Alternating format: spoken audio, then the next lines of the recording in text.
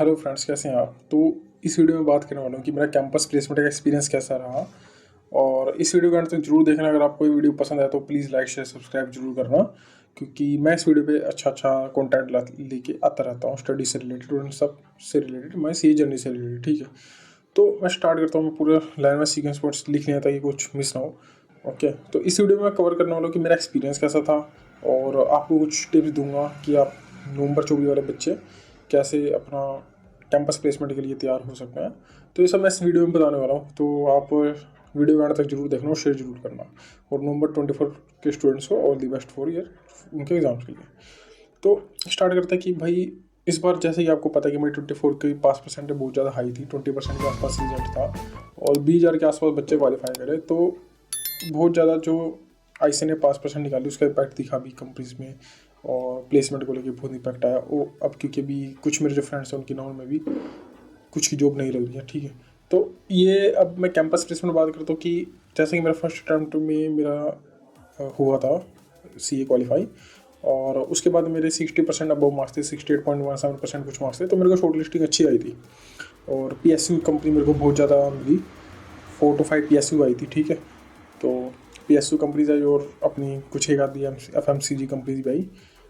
तो ये सीन था, पीएसयू मेरे को इतना जाने का वो नहीं था कि मैं पीएसयू में जाऊँ, क्योंकि बस मेरे पर्सनल रीज़न के कारण मैं पीएसयू में जाने का मेरा इतना नहीं था। पर हाँ, एक पीएसयू थी मेरे को सिलेक्ट की थी, तो उसके लिए मैंने तैयारी स्टार्ट कर दी। ये मैं कैंपस प्लेसमेंट में बताने वाला हूँ क्या क्या हुआ कि मैंने एक पीएसयू सिलेक्ट की जो मेरे को लगा कि हाँ यार इसमें मैं जा सकता हूँ। जो भी रीज़न थे, एज सीटीसी जो ऑफ़र कर रहे थे वो, और उनका जो कल्चर था, तो इस चक्कर में मैंने तैयारी स्टार्ट की पीएसयू की। उसमें मेरा बहुत जाने का मन भी था और पूरी शिद्दत से मैं लग गया। 2-3 हफ्ते मैंने जम के तैयारी करी। पर उसमें भाई मैं जब इंटरव्यू देने गया तो मैं थोड़ा फंबल हो गया, तो और इन सब चीज़ के कारण मेरा सिलेक्शन नहीं हुआ। क्योंकि वहाँ पे ये था कि अगर आपकी एक पोजीशन के लिए कंपनी आ रही है तो 10 का इंटरव्यू ले सकती है। तो कंपटीशन तो तगड़ा था वहाँ पे, बिग 4 के और इंडस्ट्री ट्रेनिंग कहीं कहीं से की हुई। इनका मतलब बहुत अच्छा एक्सपोजर वाले बच्चे थे वहाँ पे, ऐसा सिस्टम था।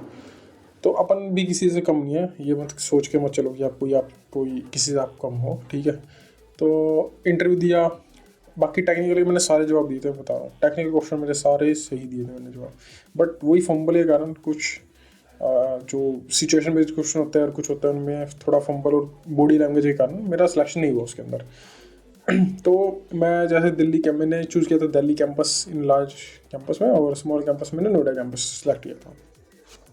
तो मैं आया था दिल्ली, आया था इंटरव्यू देने के लिए, अपना रूम ले लिया था पहले से ही, और नेक्स्ट डे सुबह सुबह अर्ली मॉर्निंग में इंटरव्यू देने के लिए चला गया। तो अब पूरी उम्मीद से गया था कि भाई तो सिलेक्ट हो गया है। मेरा नंबर 4-5 बजे मेरा इंटरव्यू हुआ, और उसके बाद फिर सिलेक्शन नहीं हुआ तो मेरा मन अदास हो गया, और फिर मैं अपना बैग बस्ता उठा के अपने घर के लिए रवाना हो गया। अब घर वालों के फ़ोन आ रही कि भाई क्या रिजल्ट है, क्या रिजल्ट है। मैंने क्या जवाब दूँ, मेरा पहले ही मूड ऑफ था। तो बताना पड़ा कि सिलेक्शन नहीं हुआ। फ्रेंड्स के भी कॉल आ रहे थे कि, तो मैंने बताया कि नहीं हुआ सिलेक्शन। तो जैसे कि नॉर्मली मैं ट्रैवल करता हूँ तो मैं गाने वाने सुनता ही हूँ। ठीक है, तो जब मैं घर आज के लिए फिलहाल इतना ही। आपकी तरह मैं भी मायूस हूँ, लेकिन उम्मीद पर दुनिया कायम है। दिल दुखा है लेकिन टूटा तो नहीं है, और उम्मीद का दामन छूटा तो नहीं है। इसलिए आज के लिए इतना ही। आगे उसके बाद थोड़ा ऑफ कैंपस में ट्राई करा मैंने। इतना नोएडा कैंपस की बारी आ गई। नोएडा कैंपस में एक बैंकिंग सेक्टर आया था एक, ठीक है, बैंक आया था एक।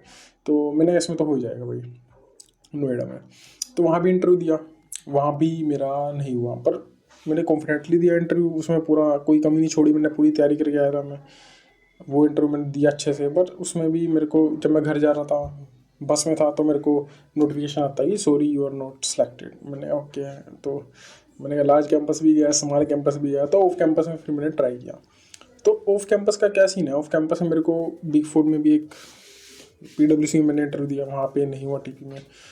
उसके बाद अफ्रीका से भी बहुत अपॉर्चुनिटीज आई, अफ्रीका से 2-3 बार अपॉर्चुनिटी मिली, पर अफ्रीका में मैंने जाना नहीं था। अगर आप अफ्रीका का सोच रहे हो तो आपको अपॉर्चुनिटी अच्छी मिल जाएगी। ठीक है, फर्स्ट टाइम में हो तो डेफिनेटली बड़े आराम से मिल जाएगी आपको अपॉर्चुनिटी अफ्रीका में जाने की। सीटीसी भी अफ्रीका में अच्छी मिल जाती है आपको, 20 लाख प्लस तो बड़े आराम से मिल जाती है। तो अगर आपको अफ्रीका जाना है तो आप जा सकते हो वहाँ पे, पर मेरा कुछ मन नहीं था अफ्रीका जाने का, तो मैं वहाँ पे नहीं गया। तो अभी मैं क्या कर रहा हूँ कि मैं अभी ऑफ कैंपस ही ट्राई कर रहा हूँ। तो अब मैं बता देता हूँ कि शॉर्ट लिस्टिंग किस बेसिस पे डिपेंड करती है आपको पता होगा ही, करती है आपको पता ही होगा कि जैसे कि नंबर ऑफ अटेम्प्ट्स कितने आपके और रैंक है नहीं है, कहाँ से एडमिशन किया, ये सब पे डिपेंड करती है। बट मोस्टली जो PSU नंबर देखती है भाई, अगर आपके नंबर अच्छा तो PSU में आपका नंबर बड़े आराम से बढ़ जाएगा। उसके बाद नेक्स्ट आते हैं कि नवंबर 24 स्टूडेंट्स के लिए भाई क्या तुम ध्यान में रखो। तो तुम भाई अगर तुम्हारी दूसरी या तीसरी अटैम्प्ट है तो भाई कैंपस के भरोसे मत बैठना। मेरे जो फ्रेंड्स थे जिनकी थोड़ी 2-3 अटैम्प्ट लगी हुई थी, ऊपर नीचे था अटैम्प्ट, और तो उनको तो भाई दिक्कत आई है कैंपस में, बहुत ज़्यादा दिक्कत आई है, ऑफ कैंपस में दिक्कत आ रही है। ठीक है, तो कैंपस में क्योंकि यार अटैम्प्ट का चक्कर पड़ जाता है, और जो बाद में डे प्रीमियर के बाद जो कंपनी आती है उसमें थोड़ा दिक्कत होती है सिलेक्शन होने की।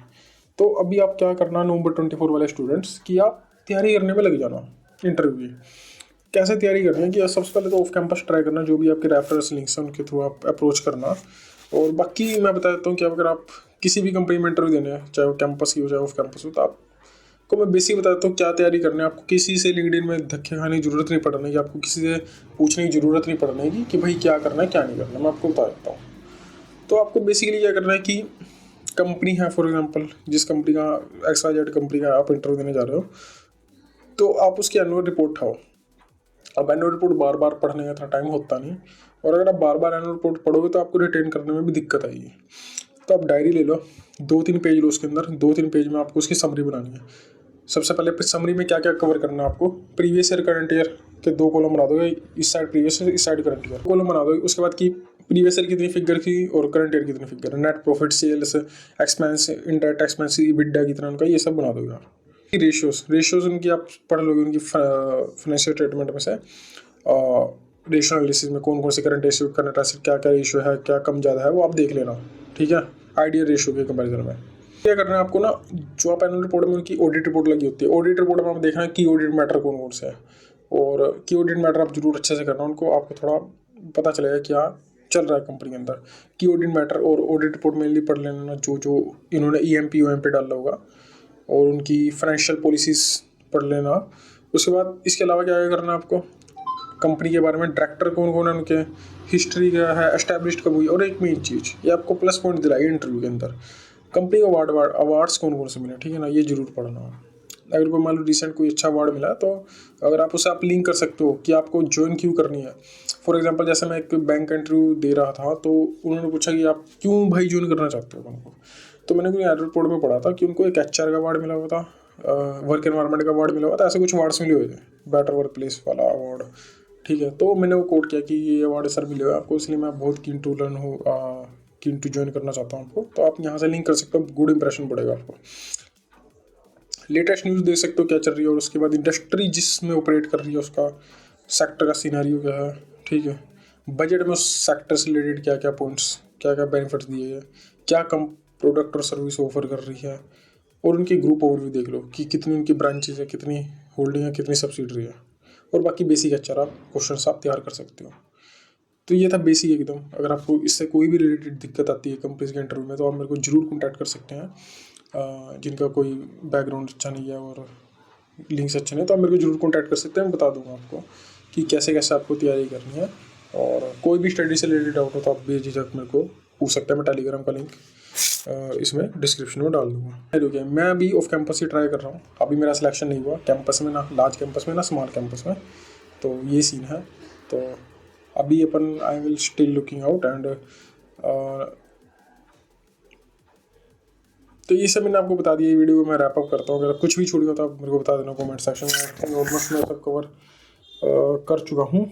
तो ये थी मेरी दास्तां कैंपस प्लेसमेंट 2024 की। उम्मीद आपको वीडियो पसंद आए, तो प्लीज़ सब्सक्राइब कर देना, लाइक कर देना। मिलते हैं नेक्स्ट वीडियो में, ठीक है, चलो बाय।